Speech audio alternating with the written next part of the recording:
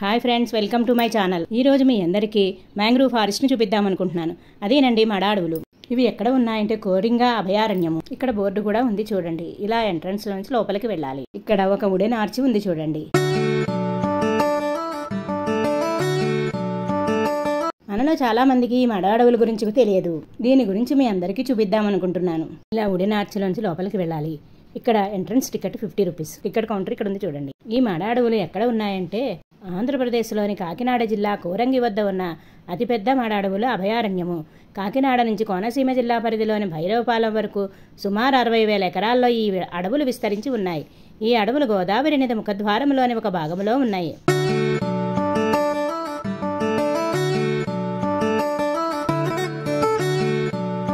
అందముగా గుబురుగా పెరిగే మడ వృక్షాలు సముద్రపు కోతలు, ప్రకృతి వైపరీత్యాల నుంచి తీర ప్రాంతాలను రక్షిస్తాయి. ఈ అభయారణ్యము పలు రకాలైన జంతువులకు, జలచరాలను ఆశ్రయం ఇస్తోంది. లోపలికి వెళ్ళిన తర్వాత ఇలా వుడెన్ బ్రిడ్జి ఉంది. మొత్తం ఈ ఫారెస్ట్ అంతా చూడడానికి కూడా ఈ బ్రిడ్జి ఉంటుంది. ఎంతో బాగుంది చూడండి. చుట్టూ ప్రకృతి అందాలను చూస్తూ పరవశించిపోతూ ఈ అభయారణ్యాన్ని మనం చూడవచ్చు. ఈ వీడియోని స్కిప్ చేయకుండా లాస్ట్ వరకు చూడండి. ఈ కోరింగా అభయారణ్యము కాకినాడకు 12 కిలోమీటర్ల దూరంలో ఉంటుంది.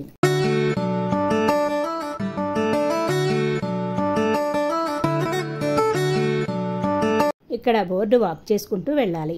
ఈ వాతావరణం అంతా ఎంతో ఆహ్లాదకరంగా ఉంది. ఇక్కడ నడుచుకుంటూ వెళ్లేటప్పుడు చాలా జాగ్రత్తగా వెళ్ళాలి. ఫొటోస్ అవి తీసుకునేటప్పుడు కూడా జాగ్రత్త వహించాలి. ఈ మ్యాంగ్రూవ్ ఫారెస్ట్ దేశంలోనే 2వ అతిపెద్ద మ్యాంగ్రూవ్ ఫారెస్ట్. ఈ మ్యాంగ్రూవ్ ఫారెస్ట్ చిత్తడి నేలలో పెరిగే చెట్ల యొక్క వేర్ల వ్యవస్థ భిన్నంగా ఉంటుంది. భూమిలోనికి ఉండే వేర్ల వల్ల ఈ చెట్లకు కావలసినంత ఆక్సిజన్ తీసుకునే అవకాశం తక్కువగా ఉంటుంది.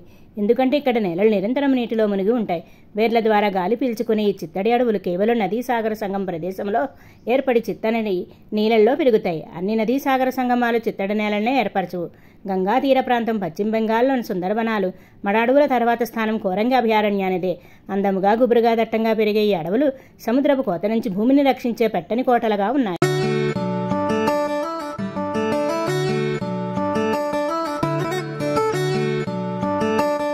ఇంకా సందర్శనకు అనువైన సమయము వర్షాకాలం వెళ్లిన తర్వాత అక్టోబర్ నుంచి మే వరకు కోరింగా అభయారణ్యాన్ని సందర్శించడానికి అనువైన సమయం.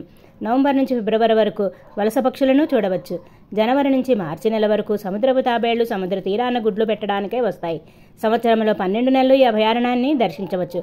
అయితే దర్శించడానికి నవంబర్ డిసెంబర్ నెలల్లో అత్యుత్తమమైనవి. జీవన వైవిధ్యాన్ని ప్రత్యక్షంగా చూపడానికి, విజ్ఞానాన్ని వినోదాన్ని ఒకే చోట పొందడానికి ఈకో పర్యాటకము మడ అడవుల సందర్శన ఎంతగానో ఉపయోగపడుతుంది. రంగురంగుల పడవలు, చిత్తడి నేలలు, సముద్రపు గాలి ఎంతో ఆహ్లాదాన్ని కలిగిస్తాయి.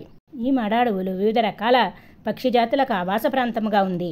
ఉభయచరాలు, పక్షులు, క్షీరజాతులు మొత్తం 119 రకాల జీవజాలం ఈ వీటిలో నివసిస్తున్నాయి. ఇక్కడ పొన్న, మడ, కళింగ, గుగ్గిలం మొదలైనటువంటి మడజాతి మొక్కలతో దట్టమైన వృక్ష సంపద కలిగి ఉన్న ప్రాంతము. ఇక్కడ చేపలు, పట్టుపిల్లి, నీటి కుక్క, నక్క వంటి జంతువులు ఉన్నాయి. ఇక్కడ సముద్రపు తాబేలు, ఉప్పునీటి ముసలిని చూడవచ్చు. పక్షులలో ఎక్కువగా కనిపించేవి నీటికాకి, కొంగ, నారాయణ పక్షులు, ఉల్లం పిట్టలు, బాతులు, సముద్రపు చిలకలు.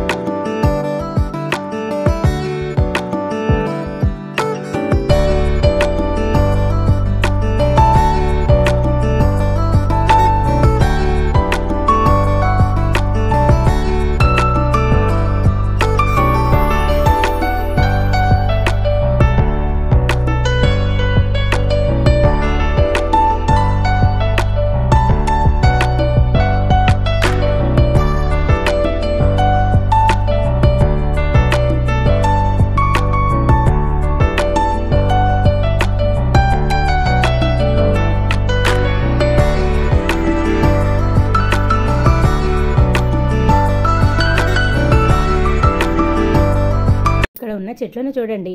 చాలా పెద్ద చెట్లు, ఎన్నో సంవత్సరాల నుంచి ఉన్నాయి ఇవి.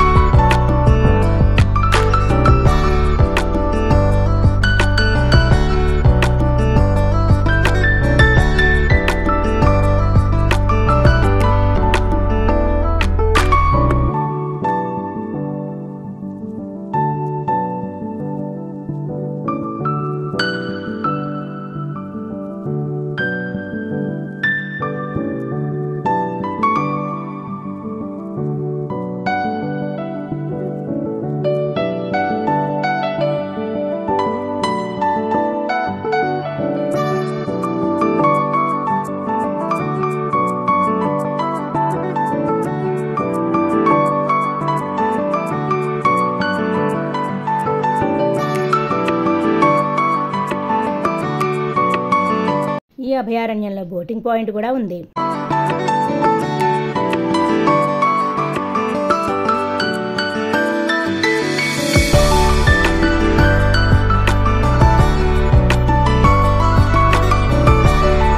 ఇక్కడ ఒక బోటు ఉంది చూడండి. ఈ బోట్లోనే మనం ప్రయాణించవలసి ఉంటుంది. ఈ బోటుకి టికెట్ 100 రూపాయలు. 10 మంది ఉంటేనే తీసుకుని వెళ్తారు.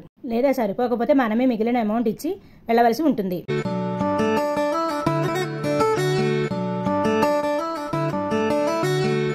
ఈ బోటు లోపల కూడా చూడండి ఎంత బాగుందో.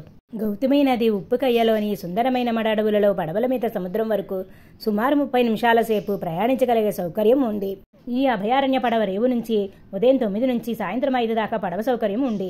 ఈ ప్రయాణం కూడా ఎంతో ఆహ్లాదకరంగా ఎంతో అద్భుతంగా ఉంది చూడండి. మనమందరం చాలా ఎంజాయ్ చేయవచ్చు. ఇంకా ఓడలకు దిక్కులు తెలియటానికి రేవును ఉండే లైట్ హౌస్ దాకా పడవ వెళ్లే మరో పర్యటన కూడా ఉంది. దీనికి ఒక రోజు ముందు రిజర్వేషన్ చేయించుకోవాలి. సముద్రపు ఆటుపోటులపై ఆధారపడి పడవ ప్రయాణ సమయాలను నిర్ధారిస్తారు. ఉదయం 8 గంటలకు అభయారణ్యానికి పర్యాటకులకు రావాల్సి ఉంటుంది. ఇది పూర్తి రోజు పర్యటన. కనీసం 15 మంది ప్రయాణికులు ఉన్నా లేక 5,000 రుసుము చెల్లించినా ఈ పర్యటన చేయవచ్చు. లైట్ హౌస్ పైనుంచి మడడవుల సౌందర్యాన్ని వీక్షించవచ్చు. ఈ ప్రయాణంలోనే కోరంగ సుందర సముద్ర తీరం కూడా చూడవచ్చు. లైట్ హౌస్ యాత్రికులు తమతో ఆహారము నీటిని తెచ్చుకోవాలి. లైట్ హౌస్ వద్ద ఎలాంటి తినుబండారాలు లభించవు.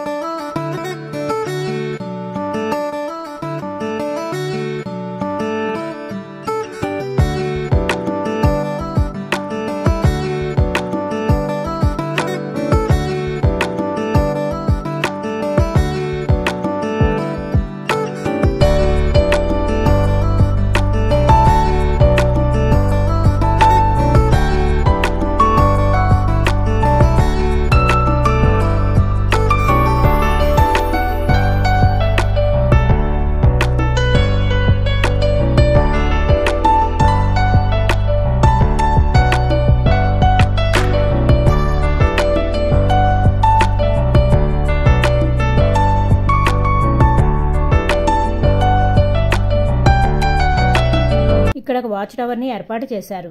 ఈ పాయింట్ బోటింగ్ దగ్గరలో ఉంటుంది. ఈ మడ అడవుల్లో జీవించే జీవులను ఇక్కడ బొమ్మల కింద పెట్టారు చూడండి. ఈ ఎక్వేరియం కూడా లోపలికి వెళ్ళి చూడవచ్చు.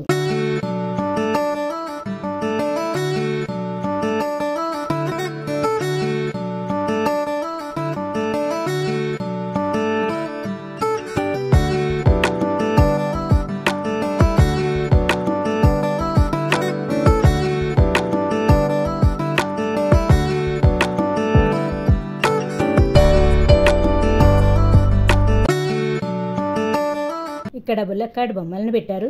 బాగుంది చూడండి. ఈ వీడియో కనుక మీకు నచ్చినట్లయితే like, share and subscribe my